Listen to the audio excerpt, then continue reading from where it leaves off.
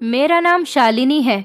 मैं 15 साल की थी जब मेरी सौतेली माँ ने मेरी शादी अपनी भाभी के मरने के बाद अपने भाई के साथ करवा दी थी। मैं बहुत ज़्यादा डरी हुई थी, लेकिन हैरान कर देने वाली बात ये थी कि वो मेरे कमरे तक में नहीं आता था जब मैं सुबह को उठती और मेरे इर्द गिर्द किसी मर्द के कपड़े पड़े हुए होते थे। और रात को भी मैं ऐसी बेहोशी भरी नींद में सोती थी कि मुझे अपना होश ही नहीं रहता था। ये कपड़े मेरे पति के तो नहीं थे, क्योंकि जब से मेरी शादी हुई थी मैंने उनकी हर एक चीज़ को देख लिया था। मैं परेशान हो जाती थी कि आखिर ये कपड़े मेरे कमरे में कहाँ से आ जाते हैं।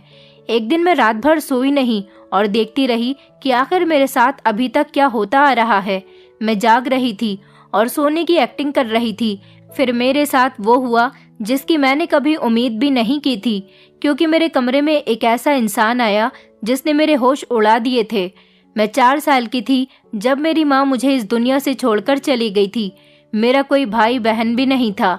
इसी वजह से मुझे अपनी माँ की कमी बहुत ज़्यादा महसूस होती थी। पापा तो अपने काम में बिजी रहते थे, जिसकी वजह से मुझे वो ज़्यादा टाइम नहीं दे पाते थे। मेरी दादी उन दिनों जिंदा थी, इसलिए पापा को घर की ज़्यादा टेंशन नहीं होती थी। मगर उम्र के साथ साथ मेरी दादी भी बीमार रहने लगी थी। इस वजह से वो अक्सर पापा से कहती थी कि तुम दूसरी शादी कर लो। इस तरह कुछ और न सही तो घर में एक औरत तो मौजूद होगी, और हमारे घर को एक औरत की बहुत ज़्यादा ज़रूरत थी। घर में रौनक ही औरत से आती है। अगर घर की औरत ही घर में ना रहे तो घर वीरान हो जाता है। दादी का कहना था कि इस वक्त तुम्हारी बेटी भी बहुत छोटी है और उसे भी एक माँ की ज़रूरत है। अब मेरी सगी माँ तो किसी बीमारी के कारण मुझे इस दुनिया में छोड़कर चली गई थी, लेकिन शायद सौतेली माँ का ही अगर प्यार मुझे मिल जाता और वो मेरी परवरिश कर लेती तो शायद मेरी ज़िंदगी बन जानी थी। मेरी परवरिश करने वाला घर में कोई भी नहीं था। दादी को भी 1000 काम होते थे। दादी का कहना था कि सौतेली माँ ही क्यों ना हो, इससे कोई फर्क नहीं पड़ता, मगर इतना तो हो जाता है कि कोई और भी घर में मौजूद है। मगर मेरे पापा हर बार दादी से साफ इनकार कर दिया करते थे कि उन्हें किसी से भी शादी नहीं करनी है। पापा की दूसरी शादी करने से घर के हालात और ज़्यादा बिगड़ जाएंगे। पापा ने कहा कि नई औरत मुझे एक्सेप्ट नहीं करेगी और मेरी बेटी भी सौतेली माँ को एक्सेप्ट नहीं कर पाएगी। ऐसे में घर का माहौल ठीक होने के बजाय और ज़्यादा बिगड़ जाएगा, और ऐसा मैं बिल्कुल भी नहीं चाहता हूँ। वक्त इसी तरह से गुजर रहा था और दादी दिन ब दिन अब बीमार रहने लगी थी। उनकी हालत ख़राब से ख़राब होती जा रही थी, क्योंकि उन पर घर का बहुत ज़्यादा लोड आ गया था। पापा को देखना, पापा के सारे काम करना, घर के काम करना और फिर मुझे भी संभालना दादी के लिए बहुत मुश्किल हो रहा था। दादी भी पापा की भलाई के लिए ही उनसे दूसरी शादी करने के लिए कह रही थी। ऐसे में पापा को कुछ समझ नहीं आता था कि वो क्या करें। वो घर के काम देखें, अपनी माँ की सेहत का ध्यान रखें और फिर उन्हें अपनी बेटी पर भी ध्यान देना होता था। इस सिचुएशन को देखते हुए पापा ने दूसरी शादी करने का फैसला कर लिया था, क्योंकि उन्हें एक यही सही रास्ता नजर आ रहा था। इस सिलसिले में उन्होंने मेरी बुआ से बात की थी। उन्होंने पापा के लिए लड़की देखना शुरू कर दी थी। मेरी बुआ बहुत ही मॉडर्न ख्याल की थी। ऐसे में उनकी कोशिश यही थी कि वो पापा के लिए एक ऐसी लड़की पसंद करें जो उनकी जैसे ही मॉडर्न टाइप की हो। इसलिए पापा के लिए लड़की भी उन्होंने ऐसी ही देखनी शुरू कर दी थी। पापा का कहना था कि उनको कोई घरेलू औरत चाहिए जो घर बार अच्छी तरह से संभाल सके। मगर मेरी बुआ का ये कहना था कि अब अगर वो दूसरी शादी करने के लिए मान ही गए हैं तो उनके लिए कोई अच्छी सी कम उम्र और खूबसूरत लड़की वो खुद ही तलाश करेंगी, क्योंकि मेरी मम्मी सिर्फ नॉर्मल सी शक्ल की ही थी और मेरी मम्मी को मेरे पापा ने पसंद किया था। इसलिए इस मामले में मेरी बुआ पीछे ही रह गई थी और अब की बार वो अपनी ख्वाहिश को पूरा करना चाहती थी कि वो अपने भाई के लिए खुद रिश्ता तलाश कर सके। पापा के मना करने के बाद भी बुआ ने पापा से भी काफ़ी छोटी उम्र की लड़की तलाश कर ली थी। तंग आकर पापा ने सब कुछ छोड़ दिया था। पापा का कहना था कि वो जिस किसी भी लड़की से उनकी शादी कराना चाहती हैं, बस वो उनके घर को अच्छी तरह से संभाल ले और उनकी बेटी को अपनी बेटी समझकर उसकी परवरिश करे। इतना कहकर उन्होंने बाकी सारी जिम्मेदारी बुआ पर ही डाल दी थी और मेरी दादी, जो कि बीमार थी, उनको अस्पताल में एडमिट कर दिया गया था, क्योंकि उनकी तबीयत अब दिन ब दिन बिगड़ती चली जा रही थी। बुआ जी जो भी कर रही थी उनको रोकने टोकने वाला और समझाने वाला अब कोई भी नहीं था, क्योंकि दादी को भी अपनी तबीयत की वजह से कुछ नहीं पता चल रहा था कि घर में क्या हो रहा है और क्या नहीं। मुझे तो कुछ समझ नहीं आता था, क्योंकि मैं उस वक्त 8 साल की थी, इसलिए ना तो घर को अच्छे तरीके से संभाल सकती थी और ना ही दादी का ख्याल रख सकती थी। शादी करना मेरे पापा की बहुत बड़ी मजबूरी बन गई थी, लेकिन दिल से मेरे पापा इस शादी को नहीं करना चाहते थे, क्योंकि वो मेरी मम्मी से बहुत प्यार करते थे और मेरे मम्मी पापा की शादी लव मैरिज से हुई थी। मेरे पापा और मम्मी दोनों ही एक साथ एक ही कॉलेज में पढ़ते थे। बस तभी से उन दोनों के दिल में मोहब्बत के दीप जल गए थे और उन्होंने अपनी मोहब्बत को शादी के पड़ाव तक पहुंचा दिया था। लेकिन शायद उन दोनों का साथ उनके भाग्य में सिर्फ इतना ही लिखा हुआ था, क्योंकि शादी के बाद मेरी मम्मी को कैंसर जैसी बड़ी बीमारी लग गई थी, जिसका तो इलाज ही नामुमकिन है। एक दिन मेरी मम्मी हम लोगों को इस दुनिया से छोड़कर चली गई, जिसकी वजह से ही इतनी बड़ी मजबूरी पैदा हो गई थी। ऐसे में मुझे पापा के फैसले पर कोई एतराज नहीं था। मैं जानती थी कि मेरे पापा मजबूर हैं। अगर उनकी मजबूरी नहीं होती तो वो कभी भी दूसरी शादी नहीं करते। मैंने अपने पापा से कोई शिकायत नहीं की थी। मैंने भी कह दिया था कि वो दूसरी शादी कर सकते हैं। फिर मेरे पापा ने दूसरी शादी कर ली थी। मेरी दूसरी माँ मेरे पापा से बहुत साल छोटी थी। मेरे पापा और उनकी उम्र में पूरे 15 साल का फर्क था। मेरी दूसरी माँ की उम्र 27 साल थी और मेरे पापा लगभग 44 साल के थे। ये रिश्ता मेरी बुआ ने ही तलाश किया था। मेरी सौतेली माँ गरीब परिवार से थी, लेकिन बहुत ज़्यादा खूबसूरत थी। उनकी इसी खूबसूरती से तो मेरी बुआ इम्प्रेस हुई थी। मेरी सौतेली माँ के माता पिता नहीं थे। उनका सिर्फ एक भाई ही था, जो कि 18 साल का था। मेरी बुआ की ख्वाहिश पूरी हो गई थी। उनकी ख्वाहिश थी कि उनकी दूसरी भाभी खूबसूरत और जवान हो, जबकि मेरी मम्मी और पापा की एज बराबर की ही थी। मेरे पापा को इस चीज़ में कोई इंटरेस्ट नहीं था कि वो कैसी थी। वो कोई भी लड़की या औरत देखकर उनकी शादी करवा दे। उनको किसी की भी खूबसूरती से कुछ लेना देना नहीं था। पापा को तो सिर्फ घर गृहस्थी संभालने वाली ही औरत की ज़रूरत थी, जो उनके घर को अच्छी तरह से संभाल सके। अब मेरी बुआ ने जब अपनी मर्जी से रिश्ता देख लिया था तो मेरे पापा इनकार भी नहीं कर सकते थे, क्योंकि इनकार की कोई वजह ही नहीं थी। मेरी सौतेली माँ का कहना था कि वो हमारे घर को अच्छी तरह से संभाल लेगी और मुझे भी हमेशा अपनी बेटी ही समझकर मेरी परवरिश करेगी, और जो कुछ मेरे पापा उनसे करने के लिए कहेंगे वो हमेशा वही करेंगी। इसलिए मेरे पापा इस शादी के लिए मान गए थे और उन्होंने हाँ कर दी थी। मेरे पापा की शादी भी जल्दी ही हो गई थी। शादी में ज़्यादा समय नहीं लगाया गया था। पापा के कहने पर जल्दी ही सिंपल तरीके से उनकी शादी हो गई थी।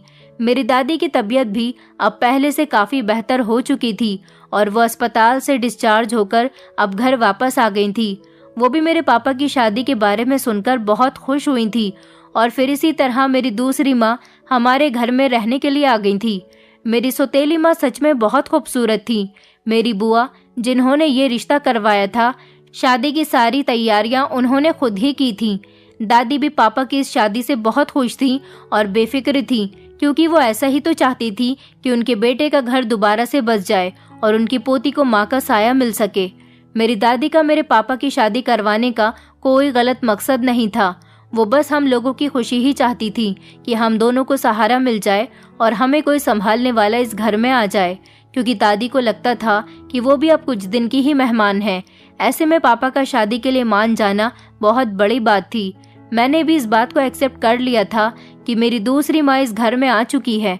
शुरू में तो उनका बिहेवियर मेरे साथ बहुत अच्छा रहता था। वो ज़्यादा उम्र की नहीं थी, इसलिए मेरी उनके साथ अच्छी दोस्ती हो गई थी। वो घर से बाहर जहाँ भी जाती थी मुझे अपने साथ लेकर जाया करती थी। इस बात से पापा को भी कोई परेशानी नहीं होती थी और ना ही उन्होंने कभी इस बात पर कोई एतराज़ किया था। पापा का यही कहना था कि वो जब भी घर से बाहर कहीं जाएं तो अकेली ना जाया करें, शालिनी को अपने साथ ले जाया करें। मेरे पापा कोई सख्त बिहेवियर वाले आदमी नहीं थे और ना ही वो औरत पर रोक टोक किया करते थे। उन्होंने कभी मेरी मम्मी पर भी किसी तरह की कोई रोक टोक नहीं की थी। हमारे घर में मेरी सौतेली माँ को किसी तरह की कोई कमी नहीं थी। उनका जो दिल करता था वो वही किया करती थी और जहाँ दिल करता था वहाँ जाया भी करती थी। शायद मेरे पापा ये सोचते थे कि वो उनसे उम्र में छोटी थी और इसी वजह से पापा उन पर ज़्यादा पाबंदियाँ नहीं लगाते थे। मेरे पापा को शायद यही लगता था कि मेरी सौतेली माँ और मेरे पापा की सोच में काफ़ी फ़र्क है, और इसी फ़र्क की वजह से मेरे पापा उन पर कोई पाबंदी नहीं लगाते थे और ना ही उनसे कभी कोई ज़्यादा सवाल जवाब करते थे। उन्हें हमेशा खुश रखने की कोशिश करते थे, क्योंकि वो नहीं चाहते थे कि मेरी सौतेली माँ ने उनके पूरे घर को संभाला हुआ था, तो इसी वजह से उनकी पत्नी को भी कोई कमी नहीं होनी चाहिए थी। मोहल्ले की औरतें मेरी नई मम्मी को देखने के लिए और मिलने के लिए हमारे घर आया करती थीं। वो दादी से यही कहा करती थी कि तुम्हारी बेटे की नई पत्नी तो बहुत खूबसूरत है। इस पर मेरी बुआ भी काफ़ी खुश होती थी। उनका कहना था कि ये मेरी पसंद है, इसलिए तो खूबसूरत है। मेरी बुआ हमेशा से ही ऐसी थी। उनको अपनी तारीफ करवाने का बहुत शौक था और इस बार भी वो पापा की शादी करवाकर बहुत खुश हो रही थी, क्योंकि उनकी खूबसूरत भाभी को देखकर लोग उनकी ही तारीफ तो कर रहे थे। मेरी सौतेली माँ का बिहेवियर मेरे और मेरी दादी के साथ शुरू में तो काफ़ी अच्छा रहा था। फिर मैं 13 साल की हो गई थी। दिन इसी तरह से गुजर गए थे और धीरे धीरे मेरी सौतेली माँ का बिहेवियर हमारे साथ बदलता चला जा रहा था। वो जब भी अपने मायके अपने भाई से मिलने जाया करती तो मुझे अपने साथ ले जाया करती थी। इस बात पर पापा ने कभी कोई एतराज़ नहीं किया था। उन्होंने मुझसे कहा था कि सौतेली ही सही, मगर वो तुम्हारी नानी का घर है, वहाँ पर जाने में कोई हर्ज नहीं था। लेकिन वहाँ पर मेरी सौतेली माँ के भाई के अलावा कोई भी तो नहीं होता था। उनका भाई भी बड़ा अजीब था, देखने में किसी गुंडे के जैसा लगता था और मुझे बड़े घूर घूर कर देखता था। वो मुझे अपने भाई के साथ बैठने के लिए कहती थी। मुझे इस बात पर बहुत हैरत होती थी कि मेरी सौतेली माँ मुझसे अपने भाई के साथ बैठने के लिए क्यों कहती हैं। मैं उनके भाई से दूर ही रहने की कोशिश करती थी। ऐसे में मुझे वहाँ जाना अच्छा नहीं लगता था। वो अपने साथ मुझे ज़बरदस्ती अपने मायके ले जाया करती थी। मुझे उनके घर जाना बिल्कुल भी पसंद नहीं था, सिर्फ उनके भाई की वजह से। कभी कभी तो मैंने उनसे मना करने की भी कोशिश की थी, मगर ये सोचती थी कि मेरे मना करने पर शायद माँ को बुरा लग सकता है। यही सोचकर मैं उनके साथ चली जाया करती थी। मैं सोचती थी कि माँ का बिहेवियर मेरे साथ अच्छा है, ऐसे में अगर उनके साथ कहीं भी जाने से इनकार कर दूंगी तो उनको बहुत बुरा भी लग सकता है, और मैं नहीं चाहती थी कि मेरी कोई भी बात उनको बुरी लगे, क्योंकि पापा ने मुझे पहले दिन ही ये बात अच्छी तरह से समझा दी थी कि मुझे मेरी दूसरी माँ के साथ अच्छे तरीके से रहना है, उनकी हर बात को मानना है और उनको किसी बात पर भी परेशान या तंग बिल्कुल भी नहीं करना। पापा का कहना था कि मुझे कभी भी उन्हें सौतेली माँ नहीं समझना, और अगर मैं उनके साथ अच्छे तरीके से रहूंगी तो वो भी मेरे साथ वैसे ही रहेंगी। अगर मैं उनके साथ अच्छा बिहेव करूंगी तो वो भी मेरे साथ हमेशा अच्छा बिहेवियर ही रखेंगी। और तो और दादी ने भी मुझे यही समझाया था। मैं हमेशा पापा और दादी की बात मान लिया करती थी। दादी और पापा हमेशा मेरी बहुत तारीफ किया करते थे कि मैं उनकी हर बात को आसानी से मान जाती हूँ। कभी मैंने किसी भी बात पर बहस नहीं की थी और ना ही कभी जिद की थी। पापा कहते थे कि तुम्हारी मम्मी भी ऐसी ही थी, वो भी कभी किसी बात पर बहस नहीं करती थी। मेरी मम्मी पापा की हर बात को मान जाती थी। दादी का कहना था कि मैं बिल्कुल अपनी मम्मी के जैसी ही हूँ, उन्हीं की तरह समझदार और अच्छी। जब तक मेरी मम्मी जिंदा थी उन्होंने मुझे यही सिखाया था कि कुछ भी हो जाए मुझे हमेशा पापा और दादी की बात को ही मानना है। पर बचपन से लेकर अब तक मैंने कभी भी पापा और दादी की किसी बात से इनकार नहीं किया था। वो जो भी कहते थे मैं खामोशी से मान जाया करती थी। इसी वजह से उनको मेरी यही आदत सबसे ज़्यादा पसंद थी। उनके साथ साथ मैं अपनी नई माँ की भी हर बात को मान लेती थी। वो भले ही मेरी सौतेली माँ थी, मगर मैं उनको दिल से अपनी माँ माना करती थी और उनको वही इज्जत दिया करती थी जैसी शायद मेरी सगी माँ जिंदा होती तो मैं उन्हें भी उसी तरह की इज्जत देती जिस तरह की अपनी सौतेली माँ को दे रही थी। मुझे उनसे अपनी सगी माँ जितनी मोहब्बत हो गई थी, मगर फिर भी मैं उनको इज्जत देने की भरपूर कोशिश किया करती थी और चाहती थी कि उन्हें कभी मेरी वजह से किसी तरह की कोई परेशानी न हो। मेरी हमेशा यही कोशिश हुआ करती थी कि उनको मेरी कभी भी किसी बात का बुरा न लगे। वक्त इसी तरह से गुजरा जा रहा था। मेरी सौतेली माँ हर दूसरे तीसरे दिन अपने मायके जाया करती थी। उन्होंने अपने भाई की शादी करवा दी थी, लेकिन उनके भाई की पत्नी अपनी शादी के 6 महीने बाद ही मर गई थी। उनका भाई फिर से अकेला रह गया था। मेरी माँ को चाहिए था कि वो अपने भाई की दूसरी शादी करवा दे, लेकिन वो अपने भाई के पास घंटों बातें करके आती थी। मैं खामोश रहती थी।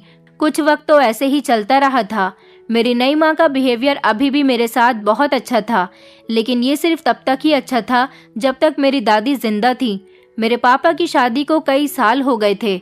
मेरी दूसरी माँ के पास अभी तक कोई औलाद नहीं थी। दादी बहुत बीमार रहने लगी थी और फिर एक दिन वो हमें इस दुनिया से छोड़कर चली गईं। मेरी दादी के मरते ही मेरी सौतेली माँ का बिहेवियर भी अब बदलने लगा था।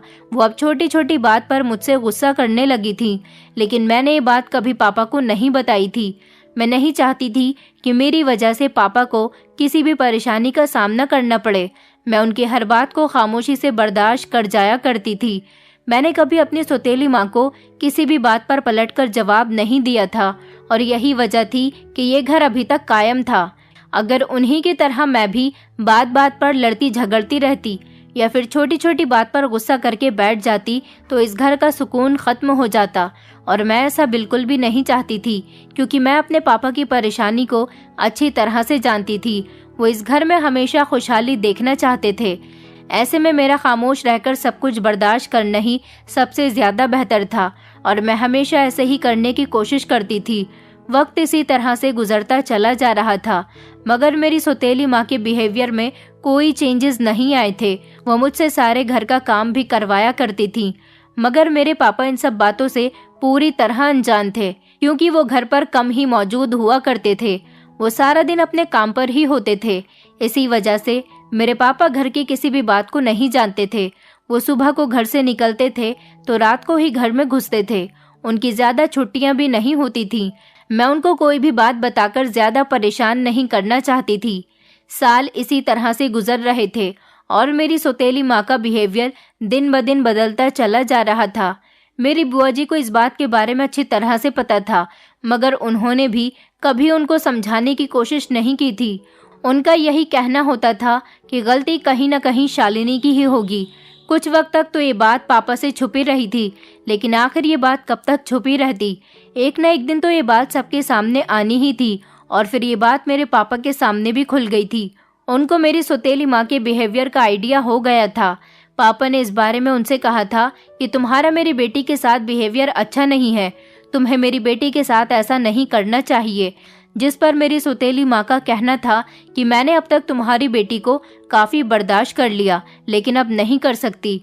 पापा का कहना था कि वो इस घर में रहती है, अब तुम उसे बर्दाश्त नहीं करोगी तो फिर मैं उसे कहाँ भेजूं। जिस पर मेरी सौतेली माँ ने पापा को एडवाइस दी कि तुम शालिनी की शादी करवा दो। उस वक्त मेरी उम्र 15 साल की थी। पापा का कहना था कि इतनी जल्दी उसका कोई रिश्ता नहीं मिलेगा, वो बहुत छोटी है। मेरी सौतेली माँ ने मेरे और मेरे पापा के बीच बहुत सारे फासले पैदा कर दिए थे। पापा अब मुझसे कम ही बात किया करते थे। न जाने मेरी सौतेली माँ ने पापा को मेरे बारे में ऐसा क्या कह दिया था कि वो मुझसे बात करना भी भूल गए थे और मुझे इस घर से विदा करने पर बिल्कुल तैयार थे। मुझे ऐसा लगा था कि मेरे पापा इतनी जल्दी मेरी शादी करने के लिए कभी भी तैयार नहीं होंगे, लेकिन वो तो इस बात के लिए तैयार हो गए थे। तभी तो मेरे लिए जल्दी जल्दी रिश्ता देख रहे थे। वो चाहते थे कि जल्द से जल्द मेरे लिए अच्छा सा रिश्ता देखकर मेरी शादी कर दी जाए। मुझे समझ नहीं आ रहा था कि ये सब कुछ क्या हो रहा है। मेरी सौतेली माँ ने आखिर मेरे पापा को मेरे बारे में ऐसा भी क्या कह दिया था कि वो इतना बदल गए थे। मेरे पापा कभी भी ऐसे नहीं थे जैसे कि अब हो गए थे, मगर मैं उनका बिहेवियर भी खामोशी से बर्दाश्त कर रही थी। आखिरकार मैं कुछ और कर भी तो नहीं सकती थी। सब कुछ मेरी सौतेली माँ के हाथ में ही था। मैं चाहकर भी कुछ नहीं कर पाई थी। मेरी गलती थी कि मुझे शुरू में ही पापा को सब कुछ बता देना चाहिए था। अगर उस वक्त मैं पापा को अपनी सौतेली माँ के बारे में बता देती तो आज मेरे बारे में वो कुछ भी गलत कहने या करने के बारे में सोचती तक नहीं कि वो पापा के पीछे हर रोज अपने मायके जाती हैं और उनका भाई मुझ पर गलत नजर रखता है। लेकिन क्या किया जा सकता था। मैं मजबूर थी, लाचार थी। मेरी साइड लेने वाला अब कोई नहीं था। मेरा वक्त भी गुजर रहा था। अच्छा क्या था, बुरा क्या था, बस गुजर रहा था। और फिर धीरे धीरे मुझे पता चल गया था कि मेरी सौतेली माँ ने मेरे पापा को मेरे बारे में क्या कहा था। उन्होंने मेरे पापा से कहा था कि मेरा मोहल्ले में किसी लड़के के साथ अफेयर चल रहा है। मेरी सौतेली माँ ने मुझ पर यह इल्ज़ाम लगा दिया था कि पापा के घर से जाते ही मैं घर से बाहर निकल जाती हूँ और उनके लाख मना करने के बावजूद भी उनकी किसी बात को नहीं मानती। मेरी सौतेली माँ ने अपनी सच्चाई को साबित करने के लिए एक दिन मुझे धोखे में रख दिया था। मेरे साथ एक बहुत बड़ा नाटक किया था। उन्होंने एक दिन पापा को काम से जल्दी घर आने के लिए कह दिया था, क्योंकि मेरे पापा उनकी इस बात पर यकीन नहीं कर पा रहे थे कि उनकी बेटी का किसी के साथ अफेयर चल रहा है, क्योंकि पापा मुझ पर बहुत भरोसा करते थे। उन्हें पता था कि उनकी बेटी ऐसा कभी कुछ नहीं कर सकती। पापा को इस बात का यकीन दिलाने के लिए उन्होंने मुझे बेवकूफ़ बनाया था और दोपहर के टाइम पर मुझे पड़ोस वाले घर में थोड़ी देर के लिए भेज दिया था। मैं जाने के लिए इनकार भी कर रही थी, मगर उन्होंने मुझसे कहा था कि पड़ोस वाली आंटी तुम्हें बहुत याद करती हैं। उन्हें लगता है कि मैं तुम्हारी सौतेली माँ हूँ, इसलिए तुम्हें घर से बाहर नहीं निकलने देती। लेकिन मैंने तो तुम्हें हमेशा सगी माँ की तरह प्यार किया है। तुम आज उनके घर चली जाओ और थोड़ी बहुत देर बैठकर ही वहाँ से आना। और उन्होंने कहा था कि मैंने तुम्हारे पापा को ये बात बता दी है और तुम्हारे पापा से पड़ोस में आने जाने की परमिशन भी ले ली है। तुम बेफिक्रे से जा सकती हो, और अगर फिर भी तुम्हारे पापा ने तुम्हें कुछ कहा तो मैं खुद उन्हें संभाल लूंगी। वो मुझे कुछ नहीं कहेंगे। उनकी इज्जत की बात है। अगर उन्होंने मुझे पड़ोस में नहीं भेजा तो लोग समझेंगे कि सौतेली माँ बच्ची को घर से बाहर तक नहीं निकलने देती। मैंने उनकी बात का यकीन कर लिया था और यही मेरी सबसे बड़ी गलती थी, जिसकी मैंने बहुत बड़ी सज़ा काटी थी। मुझे उन्हें साफ मना कर देना चाहिए था, मगर मैंने ऐसा नहीं किया था। इतना सब कुछ होने के बाद भी मैं उनकी बातों में आ गई थी और उनके कहने पर पड़ोस में चली गई थी। उस दिन मेरे घर से निकलने पर मेरी जिंदगी बदल गई थी। वो मुझे पापा को यकीन दिलाने के लिए घर से भेजना चाहती थी और उन्होंने ऐसा ही किया था। वो अपने प्लान में कामयाब हो गई थी, क्योंकि जब पापा घर आए थे मैं उस वक्त घर पर मौजूद नहीं थी। मगर ये बात पापा से छुपी हुई थी कि मैं पड़ोस वाले घर में ही हूँ और उन्होंने ही मुझे वहाँ पर भेजा था। मगर ये बात पापा से छुपी हुई थी और वो इस बात से बिल्कुल अनजान थे। पापा जब घर आए तो उन्होंने साफ साफ देखा था कि उनकी बेटी घर में मौजूद नहीं है। पापा जो पहले से ही माँ की बात पर बिल्कुल भरोसा नहीं कर रहे थे, अब अपनी आंखों से देखकर इस बात को मानने लगे थे कि मैं गलती कर रही हूँ। लेकिन उन्होंने मुझसे इस बारे में एक बार भी नहीं पूछा था कि ये बात सच है या फिर गलत। वो मेरी सौतेली माँ की बात पर आंखें बंद करके यकीन कर लिया करते थे। अब तो उनको मेरी सौतेली माँ की सारी बातें सच लगने लगी थी। वो सारी बातें जो मेरी सौतेली माँ मेरे पापा को मेरे बारे में बताया करती थी। पहले तो पापा इस पर यकीन नहीं करते थे, मगर अब उनको उनकी हर बात पर यकीन आने लगा था। इन सब बातों की सबसे बड़ी वजह यही सबूत था कि उन्होंने खुद मुझे घर में मौजूद नहीं पाया था, मगर उन्होंने पूरा सच जानने की कोशिश भी नहीं की थी और ना ही शायद उनको ऐसा करने की कोई ज़रूरत महसूस हुई थी। उन्होंने मेरी सौतेली माँ से कह दिया था कि वो कोई भी रिश्ता देख लें, पर मेरी जल्द से जल्द शादी हो जानी चाहिए। वो मेरी कहीं पर भी शादी कर दें, पापा को इस बात से कोई एतराज़ नहीं होगा। यही सब तो मेरी सौतेली माँ चाहती भी थी। आज मुझे भी वो दिन अच्छी तरह से याद है जब मैं घर वापस आई थी तो मेरे पापा ने मुझ पर बहुत गुस्सा किया था और मुझे उनके गुस्से की वजह मालूम भी नहीं थी। मुझे यही लग रहा था कि वो मेरे घर से बाहर जाने पर गुस्सा कर रहे थे, जबकि मैं इस बात से अनजान थी कि मेरी सौतेली माँ ने उनको ना जाने मेरे बारे में क्या क्या बता दिया था, जिसकी वजह से पापा मुझ पर इतना ज़्यादा गुस्सा कर रहे थे। पापा ने उनको फौरन ही मेरा रिश्ता देखने के लिए कहा था, जबकि मेरी सौतेली माँ ने कोई भी रिश्ता देखे बिना ही उनसे कह दिया था कि उनको मेरे लिए कोई अच्छा रिश्ता नहीं मिल रहा, क्योंकि सारे मोहल्ले वाले उनकी बेटी की हरकतों को अच्छी तरह से जानते हैं। इसलिए कोई भी अपने घर में उनकी बेटी का रिश्ता करने के लिए तैयार नहीं है, जबकि ये सारी बातें बिल्कुल झूठ थीं। असल में वो मेरा रिश्ता अपनी मर्जी से ही करवाना चाहती थीं, इसलिए उन्होंने ये सारा नाटक किया था। वो मेरी शादी अपने भाई के साथ करवाना चाहती थी, जिसकी पहली पत्नी मर चुकी थी। उन्होंने पहले भी पापा से इस बारे में बात की थी, मगर पापा ने तब साफ साफ इनकार कर दिया था। लेकिन इस बार पापा ने इनकार नहीं किया था, वो तो खुशी खुशी इस रिश्ते के लिए मान गए थे। माँ का भाई मुझसे काफ़ी बड़ा था और वो मुझे बिल्कुल भी पसंद नहीं था। मैं उससे शादी नहीं करना चाहती थी, मगर इस घर में मेरी मर्जी किसी के लिए कोई मायने नहीं रखती थी, इसीलिए मैं खामोश रही और मेरी शादी मेरी सौतेली माँ के भाई के साथ हो गई थी।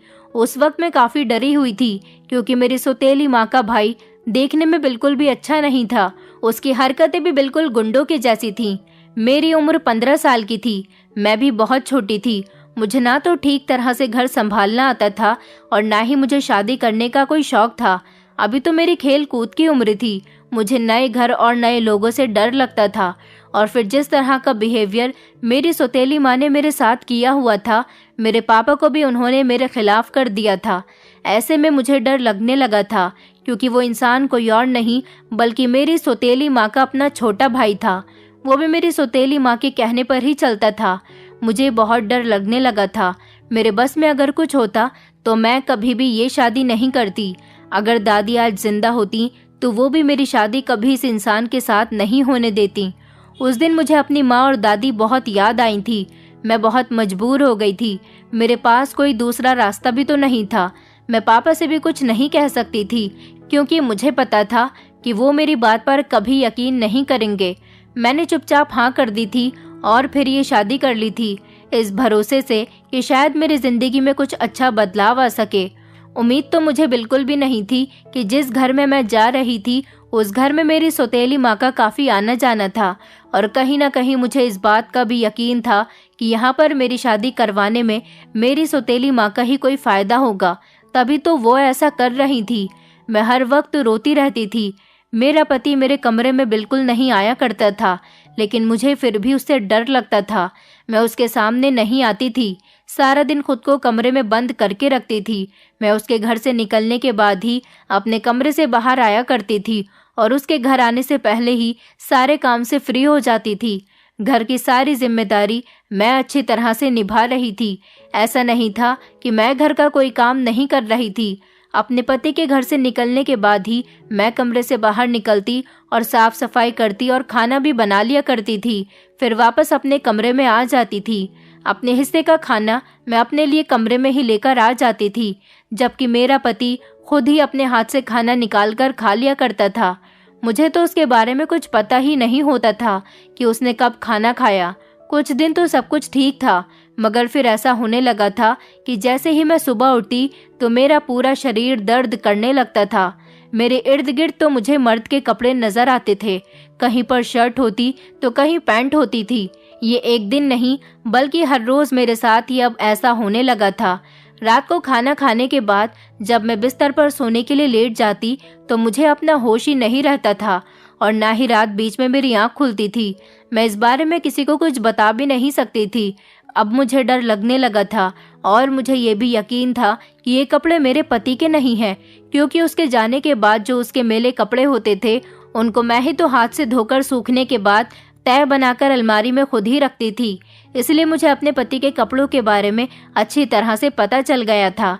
इस घर में मेरे पति के अलावा ना तो कोई आता था और ना ही जाता था। इस बीच पापा भी मुझसे मिलने के लिए नहीं आए थे, और ना ही मेरे सौतेली माँ यहाँ पर आई थी। ऐसा लगता था जैसे वो लोग मेरी शादी करके मुझे भूल गए हैं। और फिर हर रोज जो मेरे साथ यहाँ पर हो रहा था ये मेरे लिए बहुत ही खौफनाक था। मेरे शरीर में थकान थकान सी होने लगी थी। ये सब क्यों था, इसकी वजह कभी भी मुझे कुछ नहीं पता थी। हर रोज मेरे साथ ऐसा ही होता। रात को खाना खाने के बाद जब मैं सोती तो मुझे गहरी नींद आती, और सुबह जब मेरी आंख खुलती तो मेरे बिस्तर पर मर्द के कपड़े मौजूद होते थे। मैं इस बारे में किसी को कुछ बता भी तो नहीं सकती थी कि इस घर में मेरे साथ क्या हो रहा है। एक दिन मैं इस बात से बहुत ज्यादा परेशान थी। मैंने सुबह से लेकर रात तक का खाना नहीं खाया था, और मैं अपना खाना खाए बिना ही सोने के लिए बिस्तर पर लेट गई थी। मगर बड़ी हैरानी की बात थी कि आज मुझे नींद नहीं आ रही थी। रात के लगभग 3 बज रहे थे। मेरे कमरे की लाइट बंद थी और मेरा पति बाहर आंगन में ही सोता था। मैंने देखा कि मेरे पति ने लाइट ऑन कर दी थी। दरवाजे पर कोई आया था। मेरा पति उससे धीरे धीरे कुछ बात कर रहा था। तभी अचानक किसी ने मेरे कमरे का दरवाजा खोल दिया और वो मेरे कमरे में आ गया। मुझे डर लग रहा था।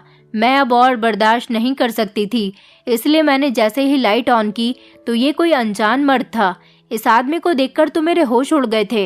ये आदमी मेरे साथ जबरदस्ती करने की कोशिश कर रहा था। मैं जोर जोर से चिल्ला रही थी, पर मेरे पति को मेरी कोई आवाज ही नहीं आ रही थी। मैं अपने आप को इस इंसान से छुड़ाने की बहुत कोशिश कर रही थी। मैं समझ गई थी कि इस घर में मेरे साथ मेरी इज्जत के साथ खिलवाड़ किया जा रहा है। मेरी कुछ समझ नहीं आ रहा था कि मैं अब क्या करूं। मैं बहुत परेशान थी कि इस इंसान ने मुझे अपने बस में किया हुआ था। मैंने जल्दी से अपने बेड के बराबर में रखा हुआ स्टूल उठा लिया और इस आदमी के सर पर दे मारा। स्टूल इस आदमी के सर पर लगते ही उसके सर से खून बहने लगा था। मैं जल्दी से दरवाजा खोलकर घर से भागने की कोशिश कर रही थी क्योंकि मैं अपने होशो हवास खो चुकी थी। मेरे पति ने मुझे पकड़ने की कोशिश की और वो मुझे खामोश रहने के लिए कह रहा था, लेकिन मैं तो जोर जोर से चिल्लाने लगी थी। जब मैं जोर जोर से चिल्लाई तो आसपास के लोग भी जाग गए थे। मेरा पति मुझे घर से बाहर निकलने नहीं दे रहा था। मोहल्ले के लोग चोर की आवाज सुनकर छलांग मारकर घर के अंदर आ गए और मैंने उनको रोते रोते सब कुछ बता दिया था।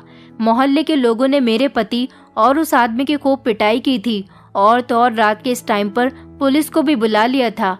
पुलिस वालों ने मेरे पति और उस आदमी को अरेस्ट कर लिया था। मोहल्ले वालों ने कहा था कि इस लड़के का तो यही काम है, ये नई नई लड़कियों को यहाँ पर लाता है और उनके साथ मर्दों से गलत धंधा करवाकर पैसे कमाता है। लेकिन मैंने पुलिस को बताया कि मैं तो इसकी पत्नी हूँ। मोहल्ले वालों ने बताया कि तुम इसकी पहली पत्नी नहीं हो, न जाने ये कितनी सारी लड़कियों को पत्नी बनाकर यहाँ इससे पहले भी ला चुका है और हर किसी को अपनी पत्नी बनाकर इस घर में रख लेता है। रात को लोगों से पैसे वसूल कर अपनी पत्नी को उनके हवाले कर देता है और ना जाने कितनी लड़कियों को तो ये बेच भी चुका है।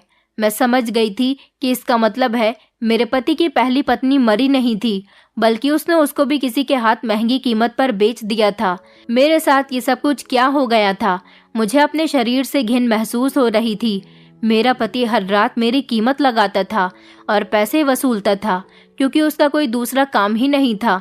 लोगों ने बताया कि वो कई बार उसको रंगे हाथों पकड़वाना चाहते थे, लेकिन हर बार नाकाम हो जाते थे। पर आज मेरे ज्यादा हंगामा काटने की वजह से आज वो लोग इसको रंगे हाथों पकड़ने में कामयाब रहे थे। मैंने एक आदमी के मोबाइल से कॉल करके अपने पापा को भी घर बुला लिया था। पापा को भी जब ये बात पता चली तो उनको मेरी सौतेली माँ पर बहुत ज्यादा गुस्सा आया था। मैंने उनको सब कुछ बता दिया था कि इस औरत ने किस तरह से अपने भाई की शादी मेरे साथ करवाई थी। पापा ने मुझे डांटा भी था कि तुम्हें इस बारे में मुझे पहले ही बता देना चाहिए था। मेरी सौतेली माँ ने कहा था कि वो इस बात को नहीं जानती थी, लेकिन मेरे पापा ने उनको डिवोर्स दे दिया और कहा कि मैं अपनी बेटी को अपने घर लेकर जा रहा हूँ, तुम अपने घर पर रुको। पुलिस मेरी सौतेली माँ के भाई को तो अरेस्ट करके लेकर जा चुकी थी, लेकिन मेरी इज्जत न जाने किस किस के सामने नीलाम हो गई थी। ये बात तो मुझे भी पता नहीं चली थी। दरअसल मेरा पति इतना ज्यादा चालाक था कि उसने अपने खाना बनाने वाले नमक के अंदर ही नशे की दवाई मिलाई हुई थी। मैं जब उस नमक को खाने में डालती थी तो उसके अंदर नींद की दवाई भी मिक्स हो जाती थी। उसके बाद मैं अपने हिस्से का खाना लेकर कमरे में आकर खा लिया करती थी, जिसको खाने के बाद मैं बेहोश हो जाती थी और फिर मुझे गहरी नींद आती थी। फिर मुझे पता ही नहीं चलता था कि मेरे साथ क्या होता है। और जो लोग मेरी इज्जत के साथ खिलवाड़ करते थे वो अपने कपड़े कमरे में छोड़कर दूसरे कपड़े पहनकर वहां से चले जाते थे। मेरा पति तो बाहर बैठकर खाना खाता था, इसलिए मुझे पता नहीं चला कि वो मार्केट से खाना लाकर खाता है। वो दिन मेरी जिंदगी का सबसे खतरनाक दिन था। पुलिस ने मेरे पति को अरेस्ट करके कड़ी से कड़ी सजा दी थी। पापा मुझे अपने घर लेकर आ गए हैं। उन्होंने फैसला किया है कि वो मेरी शादी अब अच्छे परिवार में करेंगे और देखभाल करके करेंगे। ऐसे अब दोबारा से मेरी जिंदगी को खराब नहीं करेंगे। पापा ने अपनी गलती पर मुझसे माफ़ी भी मांगी थी और मैंने उन्हें माफ़ कर दिया था। आप लोग भी सावधान रहा कीजिए। ऐसे किसी पर इतना भरोसा मत करिए कि आप अच्छे और बुरे में फ़र्क समझना ही भूल जाएं और इतना बड़ा कदम उठा लें कि जो आपके लिए बाद में हानिकारक साबित हो। मैं अपने पापा के घर में खुश हूँ और वो मेरे लिए रिश्ता तलाश कर रहे हैं। यहाँ पर मेरी ज़िंदगी अच्छी गुजर रही है और पुराने हादसे को मैं भूलने की कोशिश कर रही हूँ। दोस्तों, उम्मीद करती हूँ आपको हमारी कहानी पसंद आई होगी। कहानी पसंद आई है तो वीडियो को लाइक करें, चैनल पर नए हैं तो चैनल को सब्सक्राइब करें और हाँ, नोटिफिकेशन बेल को ज़रूर दबाएं ताकि अगली अपडेट सबसे पहले आपको मिले।